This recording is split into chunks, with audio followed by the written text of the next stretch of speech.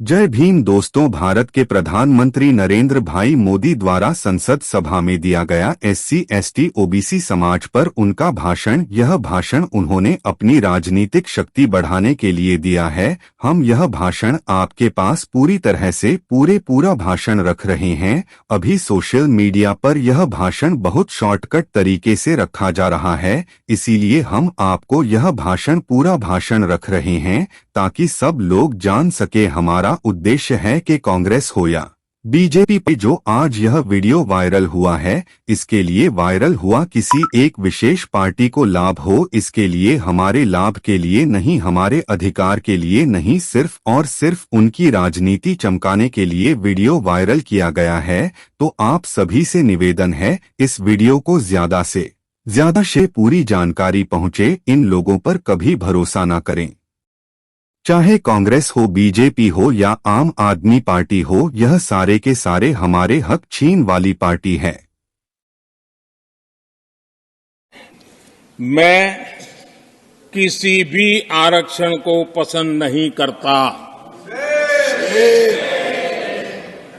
और खासकर नौकरी में आरक्षण तो कतई नहीं। मैं ऐसे किसी भी कदम के खिलाफ हूं जो अकुशलता को बढ़ावा दे, जो दोयम दर्जे की तरफ ले जाए, और तब जाकर के मैं कहता हूं ये जन्मजात इसके विरोधी है। एससी, एसटी, ओबीसी को नौकरियों में आरक्षण मिला तो सरकारी काम का स्तर गिर जाएगा। Honorable Prime Minister, to reply the discussion.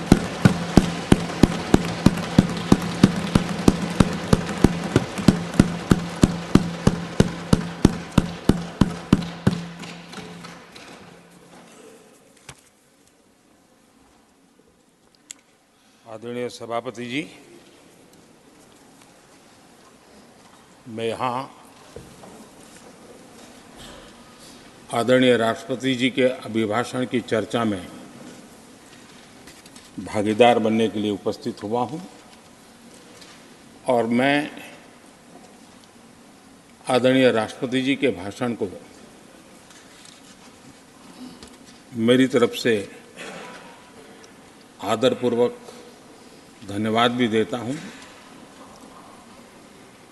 अभिनंदन भी करता हूँ।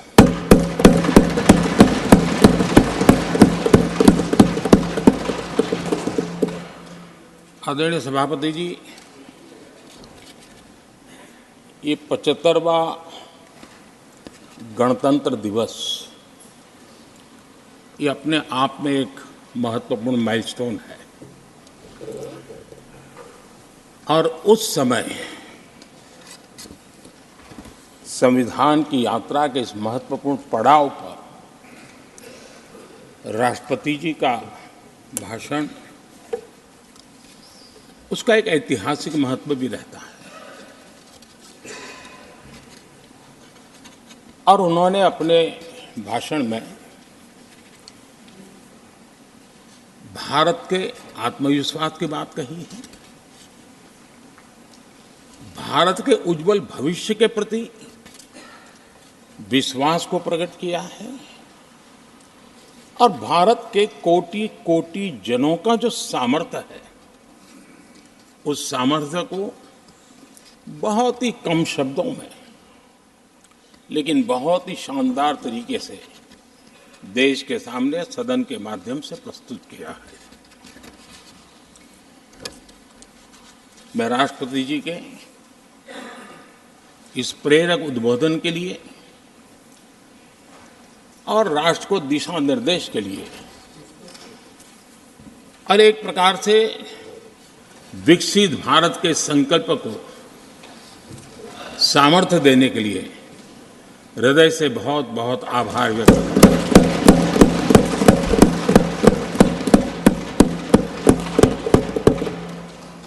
चर्चा के दरमियान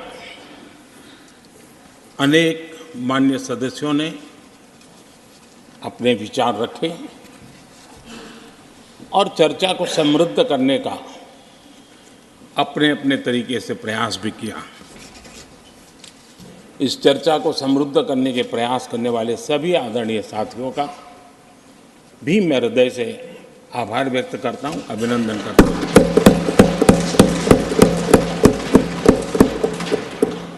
कुछ साथियों के लिए आलोचना करना, कड़वी बातें करना, ये उनकी मजबूरी थी।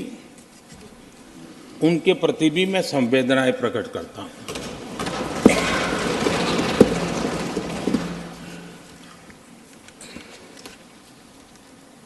मैं उस दिन तो कह नहीं पाया, लेकिन मैं खड़गे जी का विशेष आभार प्रकट करता हूं।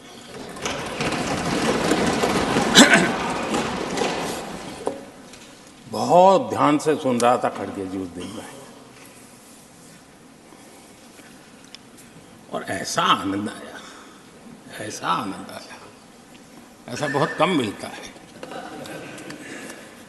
लोकसभा में तो कभी कभी मिल जाता है, लेकिन आजकल वो दूसरी ड्यूटी पर है, तो मनोरंजन कम मिलता है।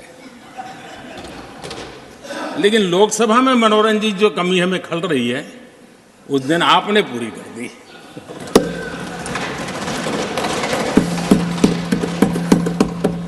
और मुझे प्रसन्नता इस बात की थी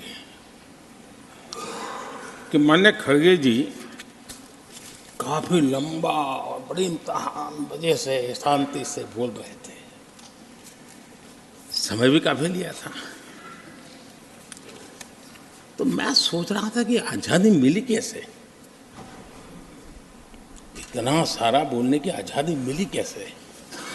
तो मैं सोच तो रहा था, लेकिन बाद में मेरे ध्यान में आया कि 2 स्पेशल कमांडर जो रहते ना, उस दिन नहीं थे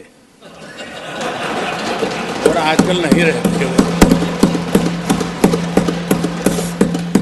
और इसलिए बहुत भरपूर फायदा स्वतंत्रता का आदरणीय खड़गे जी ने उठाया।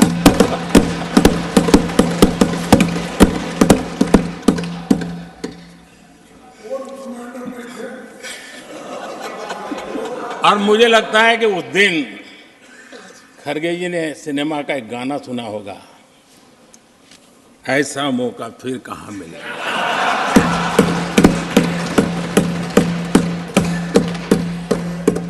और खड़गे जी भी एम्पायर नहीं है, कमांडोज नहीं है, तो चौके छक्के मारने में मजा आ रहा था उनको। लेकिन एक बात खुशी की रही, उन्होंने जो 400 सीट एनडीए के लिए आशीर्वाद दिया था,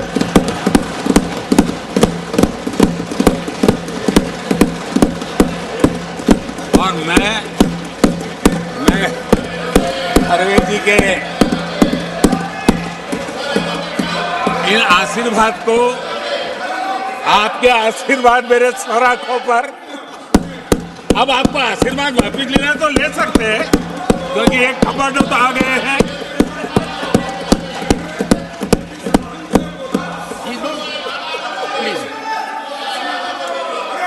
आदरणीय सभापति जी, मैंने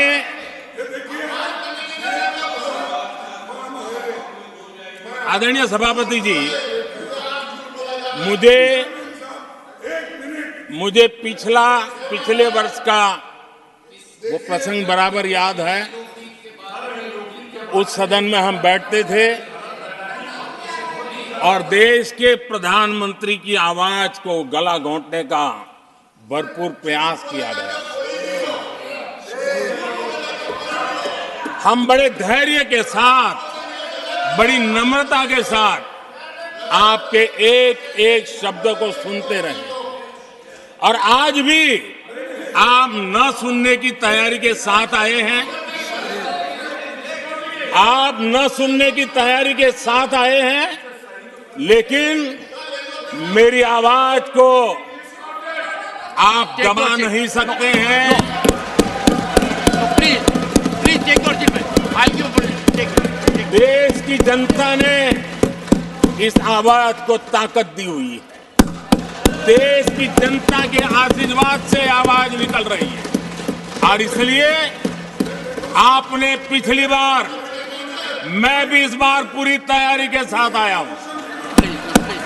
मैंने सोचा था कि उस वक्त कि शायद आप जैसे व्यक्ति सदन में आए हैं तो मर्यादाओं का पालन करेंगे, लेकिन 1.5-2 घंटे तक क्या जुल्म किया था आप लोगों ने मुझ पर, और उसके बाद भी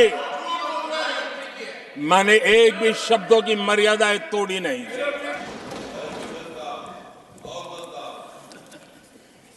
एक बार, और मैं आदरपूर्वक नेहरू जी को इन दिनों ज्यादा याद करता हूं, क्योंकि हमारे साथियों की अपेक्षा रहती है कि जरा उनको तो बोलो, कुछ तो बोल रहा थे। अब देखिए, एक बार नेहरू जी ने एक चिट्ठी लिखी थी और ये चिट्ठी मुख्यमंत्रियों को लिखी थी। मैं उसका अनुवाद पढ़ रहा हूं। उन्होंने लिखा था, ये देश के प्रधानमंत्री पंडित नेहरू जी द्वारा उस समय के देश के मुख्यमंत्रियों को लिखी गई चिट्ठी है, ऑन रिकॉर्ड है। मैं अनुवाद पढ़ता हूं। मैं किसी भी आरक्षण को पसंद नहीं करता और खासकर नौकरी में आरक्षण तो कतई नहीं। मैं ऐसे किसी भी कदम के खिलाफ हूं जो अकुशलता को बढ़ावा दे, जो दोयम दर्जे की तरफ ले जाए। ये पंडित नेहरू ने मुख्यमंत्रियों को लिखी हुई चिट्ठी है और तब जाकर के मैं कहता हूं ये जन्मजात इसके विरोधी है। नेहरू जी कहते थे अगर एससी, एसटी, ओबीसी को नौकरियों में आरक्षण मिला तो सरकारी काम का स्तर गिर जाएगा। और आज जो आंकड़े गिनाते हैं ना कि इतने यहां है, इतने यहां है, उसका मूल यहां है, क्योंकि उस समय उन्होंने रोक दिया था रिक्रूटमेंट ही मत करो।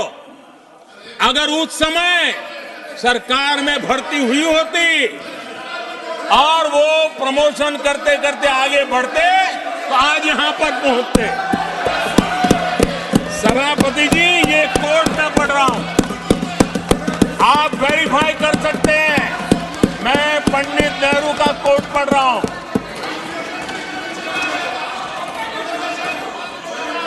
Please. और आदरणीय सभापति जी, Leader of opposition was heard in rapt attention. Are you setting this example? Leader of opposition was heard आदरणीय in rapt सभापति attention. Ji, Please sit down. Sit down. आप तो जानते हैं नेहरू जी ने जो कहा वो कांग्रेस के लिए हमेशा से पत्थर की लकीर होता है। नेहरू जी ने कहा मतलब पत्थर की लकीर उनके लिए। दिखावे के लिए आप कुछ भी कहें, लेकिन आपकी सोच ऐसे कई उदाहरणों से सिद्ध होती है।